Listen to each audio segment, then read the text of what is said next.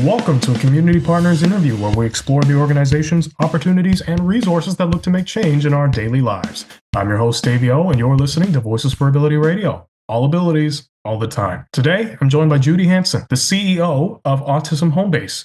Autism Homebase creates opportunities that inspire their autistic and neurodivergent community to discover new interests, develop social skills and networks, and live their best lives.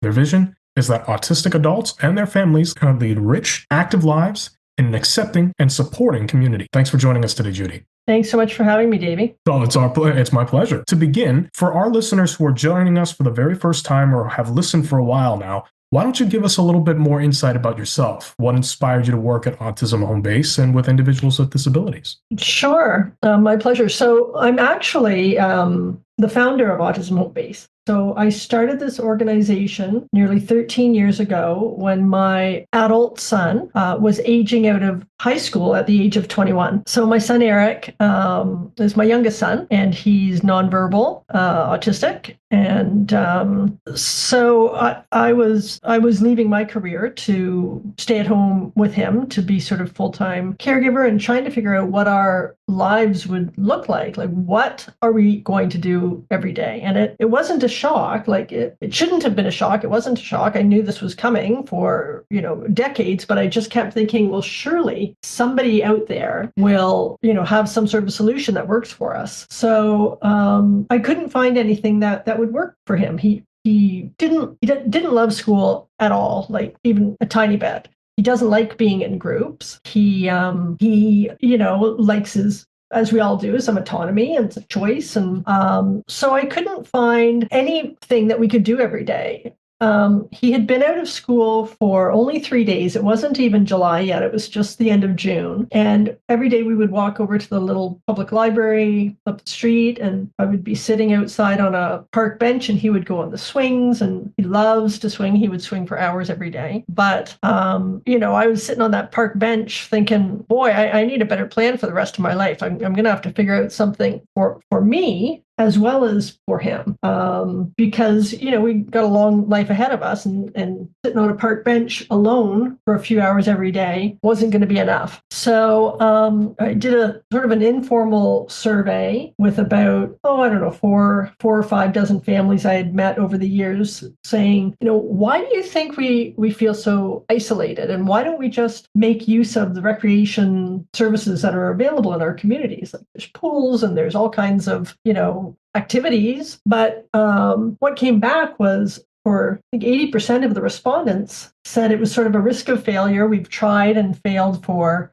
at this point, 20 years of our kids are adults, to connect or to make use of other facilities, and it's not gone well, right? So once you've tried and failed enough times, you kind of just stop trying. And so that's why so many of us are living at home, sort of in social isolation. And then I asked, what would we need to be successful? And the families that were surveyed said they were looking to get out of the house most days of the week for a couple of hours. They weren't looking for sort of 9 to 5, Monday to Friday. And I should mention that the folks I was talking to, none of our kids were employment streamed or even volunteer streamed. They had more complex support needs. So we, based on that, we put together a bit of a vision and strategy, recruited a board of directors, and formed a charity with the mission and vision that you outlined, Davy, and then got to work, sort of trying to fundraise. Each family threw in $100. And then once we incorporated, we were able to apply for a community grant, and which we got, very small, like $2,500. And we were able to rent the local gym and pool one day a week. And that was kind of how it all started. We were out of the house, active and connected to a small group of families like ours, where our kids, our adult children, had a sense of community. They were surrounded by people who were accepting and knowledgeable and had lived experience with autism. And, we just kind of built ourselves a supportive community. So that's kind of the, I guess, my background was business and marketing before that, and then also with marketing, I had a fundraising background as well. And that's absolutely amazing. That's absolutely amazing. And creating the organization itself based on an immediate family need. That I mean, I could see I could see no other no nobler reason. But that is an absolutely inspirational story, nonetheless. Now that being said, in preparing for our sort of conversation today, Julia, I know, well, Judy, sorry, I was looking over your website, and I noticed that you have some really amazing programs offered. Some of which include Hub Drop-In, Mom's Night, Improv, Summer Palooza, Caregiver Connections, even Art Connect. And so many other great programs on top of that. Do you think that you could give us a little insight into those programs that Autism Home Base offers? Sure, I'm happy to. So all of our programs are driven by members' interests. So informally and as well as through annual surveys, we ask members like what their interests are, what their availability is, what their support needs are. And then based on that, our role as an organization is to kind of do the organization and the fundraising to make those things happen and economically accessible for members. So we have programs that are sort of more arts based, like, as you mentioned, our improv, our karaoke. The folks that are participating in those are generally people with much lower support needs. They're all still, I think all of our members, maybe but one, live at home with family, even though they're very independent. A couple of them have part-time jobs. But those programs, including our Indies night, which is sort of a community exploration, organizing meetups in the community, at local diners or movie theaters or sports centers, axe throwing, that kind of thing. So that all happens for people with low support needs. And then we have people with sort of mid support needs. So they're very successful with some adaptations and some considerations about their needs, maybe sensory. And so we have art and music, and we have a gym and swim in Clarington as well as in town of Ajax, and games nights, and so the families participate alongside anyone who needs support, and that's really intrinsic as well because we need to take care of the caregivers, not just because it makes us better caregivers when we have some self-care and when we're emotionally and physically healthy.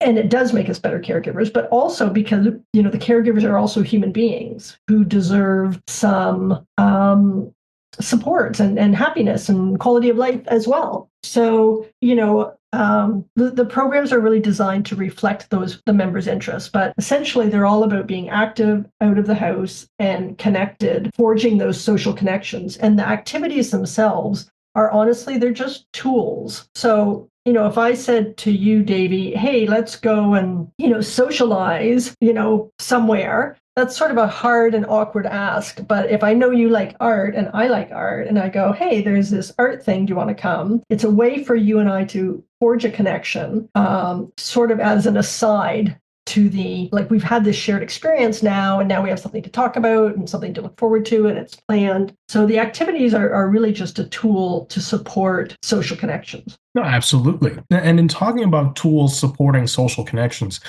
could the Zen be one of those tools or even spaces where those sort of social connections can be formed, and how would one go about sort of booking it out? Yeah, so we have a Zen Den. They're called different things in different places, but it's a space where someone can go and sort of self-regulate and take a little quieter moment, or manage the visual stimulation that they're experiencing. So we have one here at the Hub, but we also take it out to events and festivals. Sometimes it's hard at the festivals. It's still quite loud. So we supply or we offer noise canceling headphones or earplugs, but it's just it's a way to make festivals and events more inclusive. So we can either we rent it out, or we can, bring it out and staff it. And there's, it's different rates depending on whether it's a 3-day event or an afternoon event. We have an indoor version and an outdoor version. Oh, of course, of course. And speaking of your hub, and speaking about your hub, you mentioned the hub. What is the hub space, if I may ask? So the first, 9 years, I think maybe 7 years, we were in business.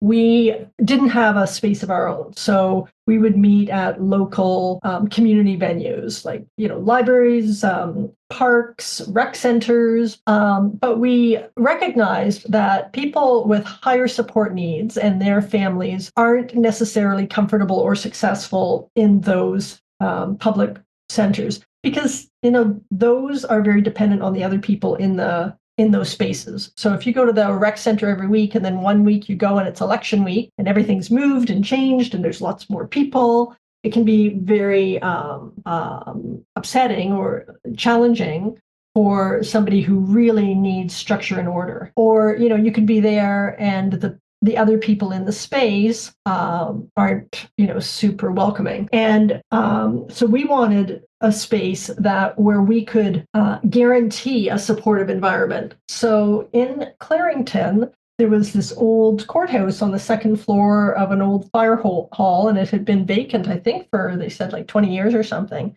So we have made it into our drop-in center, and we also offer programs here most afternoons and some evenings, in addition to our community-based events. But yeah, it's just a space where people can come and they're celebrated. Like, my son can come here and, run or leap or clap or make noises. And the other folks that are here at the center, with the lived experience and with the understanding, are likely saying to me, wow, he seems really happy today. He's having a great day. Whereas if we're in a public space, we are potentially, not always, but often enough, we've gotten like negative comments or, not very kind looks or gestures, and so it makes you not want to go out in the community. So we wanted to really offer a safe space where people can be guaranteed a positive experience. Of course, of course.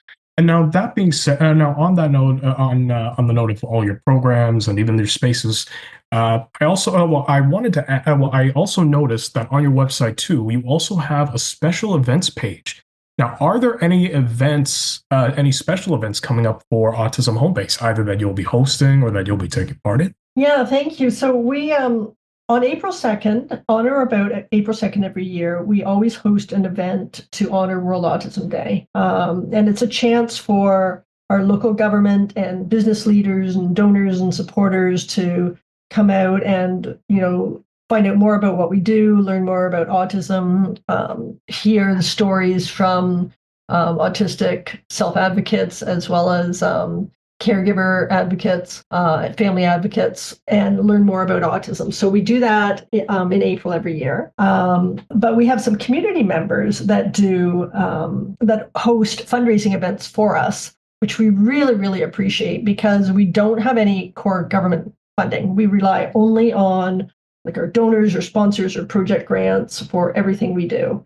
And we still, the families only pay $100 a year for the membership. So coming up, we have on May the 3rd, 4th, the Sunday, the Autism's Angels group are hosting a walkathon in Whitby at Hayden Shore Park. It's kind of a fun fair in the morning, like 9 till 10, and then there's a walk. And it's our first time working with Autism's Angels. They have been fundraising for various autism causes for a number of years, and so we're really grateful and honored to be the recipient of their event this year. We're holding our first golf tournament in Aurora at the Lebovic Golf Club on Friday, June the 13th. It's a all-day event. It includes all the meals and carts, and both of those events are available. There's a registration on our website at autismhomebase.com where people can sign up and register for those events. And then past already, but I guess coming up for the next year, there's another community member family that hosts our annual polar swim on New Year's Day at Bond Head Parkette, which is in Newcastle. And gosh, I think last year we had nearly 300 people that came out and jumped in a icy cold Lake Ontario on New Year's Day. So we're, for the people that participate, for the people that organize it, for the folks that sponsor the events, we're just so grateful for their support because, it wasn't that many years ago, I can tell you that, our lives were a lot about sort of apologizing for our existence or, hoping that people will be kind to our kids. And I feel like, with this new society, like newer society, new generation, I'm much more hopeful that, rather than kindness being the exception, maybe it'll be the rule. And these community leaders are sort of a case in point. No, of course, of course. And now, on the note of World Autism Day, what is it exactly? Well, the United Nations has deemed World Autism Day a day to honor and recognize the contribution of autistic people around the world. And that's April 2nd. It's, there's so many different days on the calendars and different calendars, but we've always celebrated World Autism Day. In Canada, I think that October is Autism Month. Some people have turned World Autism Day into World Autism Week, but we just follow the United Nations lead, which mandates equity and equality and inclusion for autistic individuals. Well, then that's absolutely amazing to know. And on top of now, in considering all these events and all the people that we meet, that you would potentially meet at these events, without naming any names or getting too specific, are there any success stories that you can share with us today of people, say, that you met at these events or people that Autism Home Base have helped out? I guess the nice thing about the events is that it's always an opportunity for autistic individuals to share their story. So I think, educating the attendees and, really personalizing the autism experience rather than it, being the stats or the medical or diagnostic statistics or, this is like, these are people talking about their life experience. And so I think it's always an amazing experience to watch people sharing their story and seeing people who had previously very limited exposure or knowledge of autism to kind of get it. You see the light clicking on. For our families, the people that we support, we measure their success in terms of their social connections. So Trent University is our research partner, and they've conducted 3 different studies with us over the years, and we hope we will continue to work with them. But they measured social valorization, and people reported that our programming makes them feel more socially connected, more hopeful. Autistic adults felt more supported, more connected, more understood.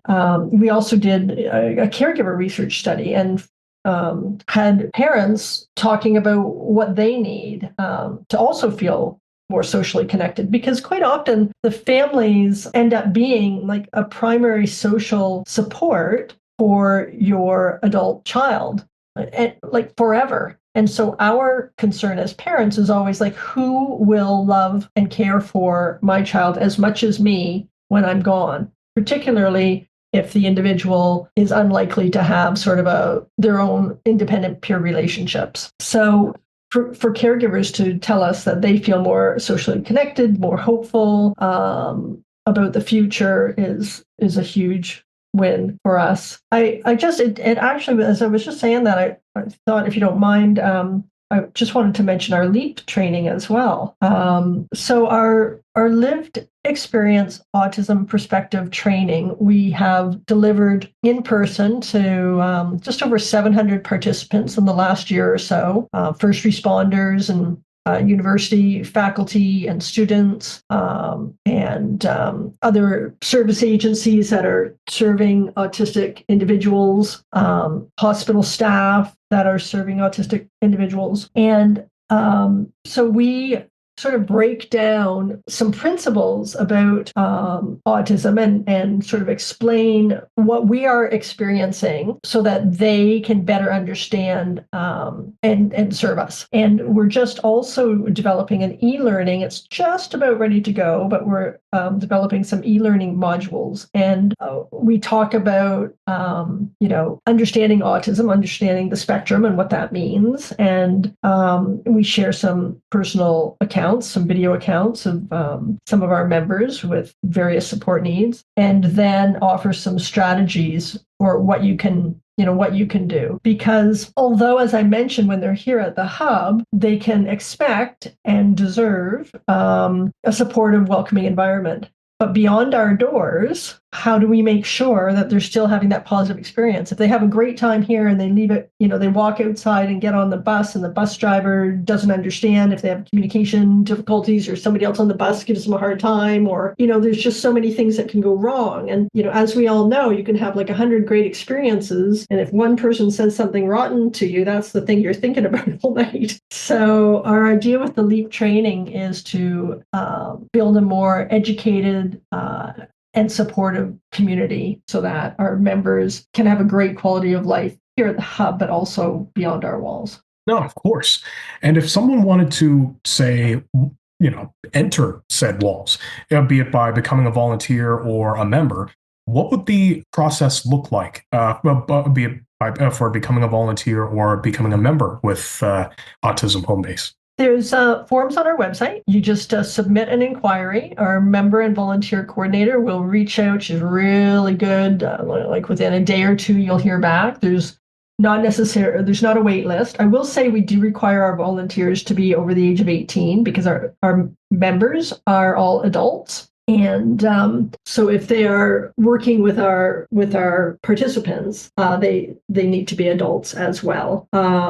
But yeah, we've got lots of volunteer opportunities. Members, though, come in for a tour, have a look around. They can sample a program and find out, does it feel like a good fit for them? As I mentioned, the various programs are more geared to, people's various support levels. So if you're somebody with very high support needs, you might not get a lot out of improv where everybody's, verbal and or speaking and independent. And if you're highly independent and have very low support needs, you might not want to come to the program that, with the music therapist. So it's really a good idea to sort of reach out, give us an honest sense of, what types of things do you like to do? What are your support levels?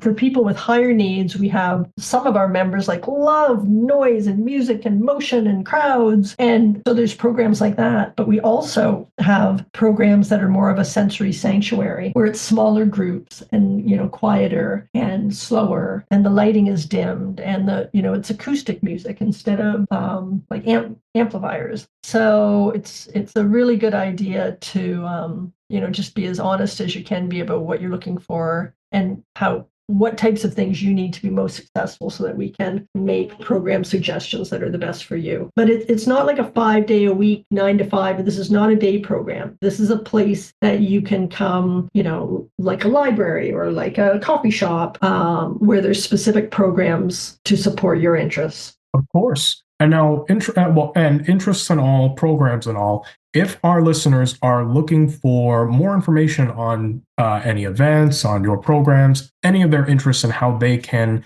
sort of start making that impact for themselves, how can they find you? How can they reach you? The easiest way, of course, is online, autismhomebase.com. There's contact forms on the website. They can also call us here at the hub, 905 419-7900. And then I don't know the geographic scope of your listeners, Davy, but I also wanted to mention, like, we're very open to other organizations or other families that want to start something locally. Like if traveling to Durham region it doesn't make sense, and they would like to learn more about sort of what we did and how we do it and our best practices, we're very open to helping folks, create their own best life locally. Of course.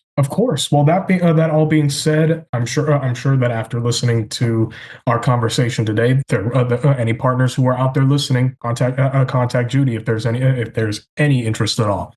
But that being said, Judy, thank you so much for joining us today. My pleasure. Thank you so much for the opportunity. You guys have a great day. Of course, and thank you. And with that, we've reached the end of yet another amazing interview. You're listening to Community Partners presented by Voices for Ability Radio. All abilities, all the time.